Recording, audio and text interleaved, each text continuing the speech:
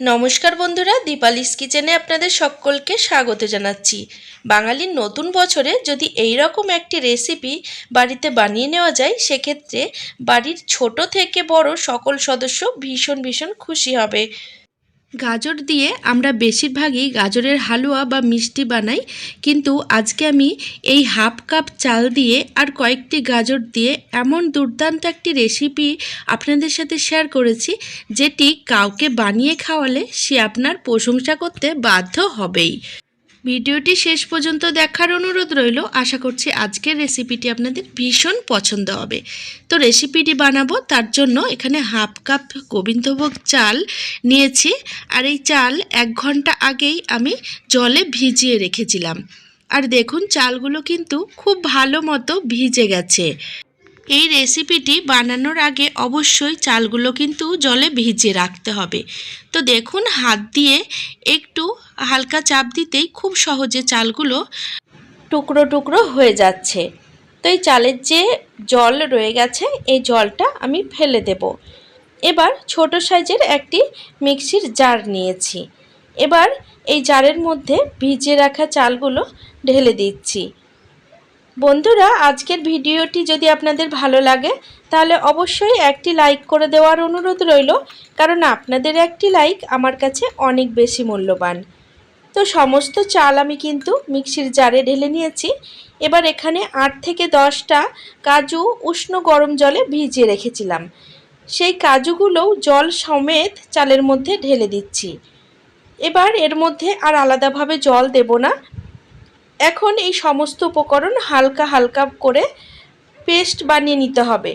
তবে খুব মিহি পেস্ট তৈরি করা যাবে না, সুজির থেকে একটু মোটা দানা থাকবে, সেইভাবে কিন্তু পেস্টটা বানিয়ে নিতে হবে। তো হাত দিয়ে দেখাচ্ছি, দেখুন একদম দানা দানা রয়ে গেছে। এই রকমভাবে কিন্তু পেস্ট বানিয়ে নিতে হবে।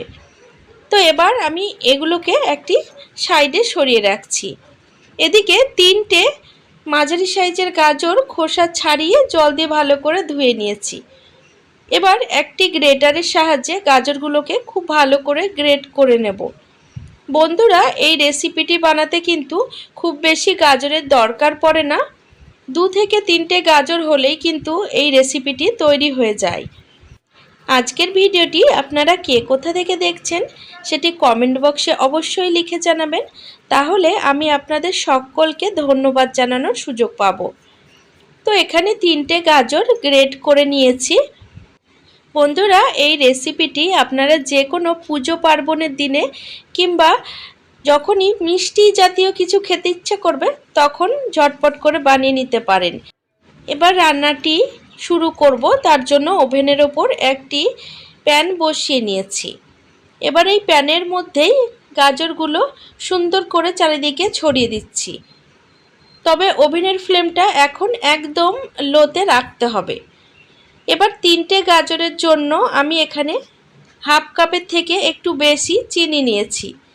মিষ্টির পরিমাপটা অবশ্যই আপনারা আপনাদের স্বাদ বুঝে বাড়িয়ে কমিয়ে দেবেন।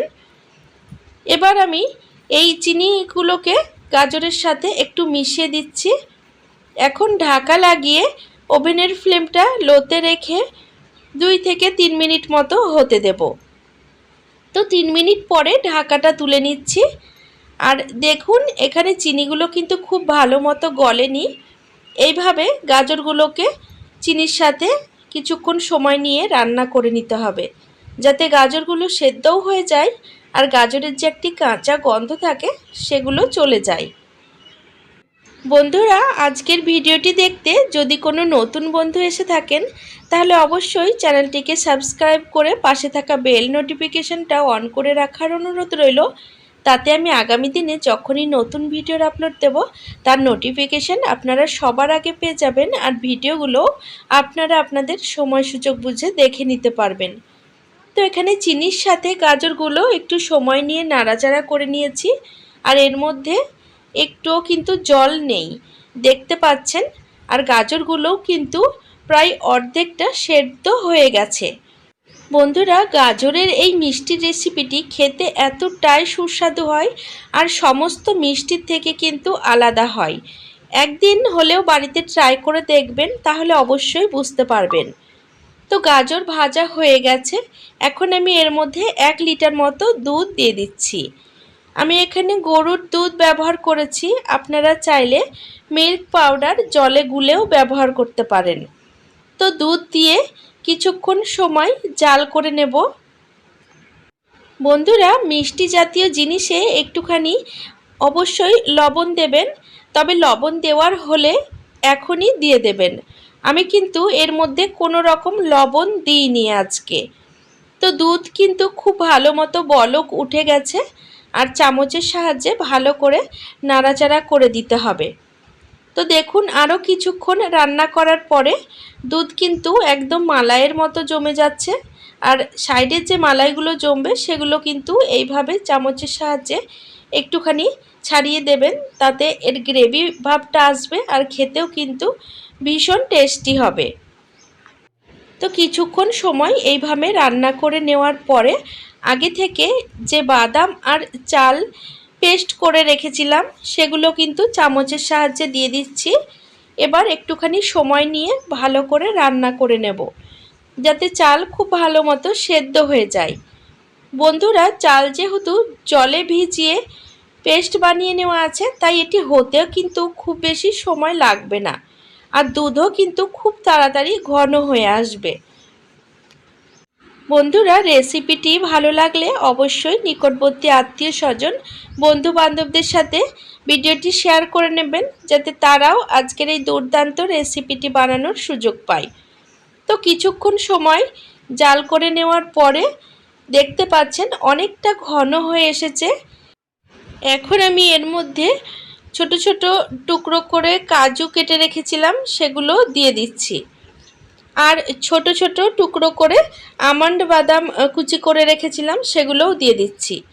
আপনারা কিন্তু আপনাদের পছন্দ মতো ড্রাই ফ্রুটগুলো এর মধ্যে অ্যাড করে দিতে পারেন। আর এখানে হাফ চামচ মতো এলাচের গুঁড়ো দিয়ে দিলাম। আপনাদের ঘরে যদি এলাচের গুঁড়ো না থাকে সেক্ষেত্রে গোটা এলাচ 4 থেকে 5টা থেতো করে দিয়ে দিতে পারেন, এতে কিন্তু খুব সুন্দর ফ্লেভারটা আসবে। এখন সমস্ত উপকরণ দিয়ে খুব ভালো করে মিশিয়ে নিলাম। এখন 2 টেবিল চামচ মতো মিল্ক পাউডার উষ্ণ গরম দুধে খুব ভালো করে গুলে রেখেছিলাম সেটিকেও এর মধ্যে দিয়ে দিচ্ছি। এবার চামচের সাহায্যে খুব ভালো করে মিশিয়ে নেব। তো এই মিল্ক পাউডার দেওয়ার ফলে এর টেস্টটাও যেমন ভালো হবে, আর এই ক্ষীরটাও কিন্তু বেশ ঘন হবে। তো কিছুক্ষণ সময়ের পরেও দেখতে পাচ্ছেন একদম ঘন হয়ে এসেছে। আর এটিকে কিন্তু আমি আর বেশি ঘন করব না, এইরকমভাবেই নামিয়ে নেব, কারণ এটি ঠান্ডা হয়ে যাওয়ার পরেও আরও ঘন হয়ে যাবে। বন্ধুরা, আপনারা তো বিভিন্ন রকমভাবে পায়েস রান্না করেন, ক্ষীর রান্না করেন, তো একদিন হলেও এই সামান্য গাজর আর হাফ কাপ চাল দিয়ে এই রেসিপিটি ট্রাই করে দেখবেন। এর স্বাদ কিন্তু দুর্দান্ত হয়। তো ঠান্ডা হয়ে যাওয়ার পরে দেখতে পাচ্ছেন একদম জমে গেছে, আর চাইলে আপনারা এটিকে ফ্রিজে রেখে ঠান্ডা করেও খেতে পারেন। বন্ধুরা, এই রেসিপিটি কিন্তু আপনারা বছরের যে কোনো সময় খুবই অনায়াসে বানিয়ে খেতে পারেন। গাজরের এই ক্ষীরের রেসিপিটি বানানো যতটা সহজ, বানাতেও কিন্তু খুবই অল্প উপকরণ লাগে, আর খেতেও চমৎকার হয়। বন্ধুরা, রেসিপিটি কেমন লাগলো সেটি কিন্তু কমেন্ট বক্সে জানাতে একদমই ভুলবেন না।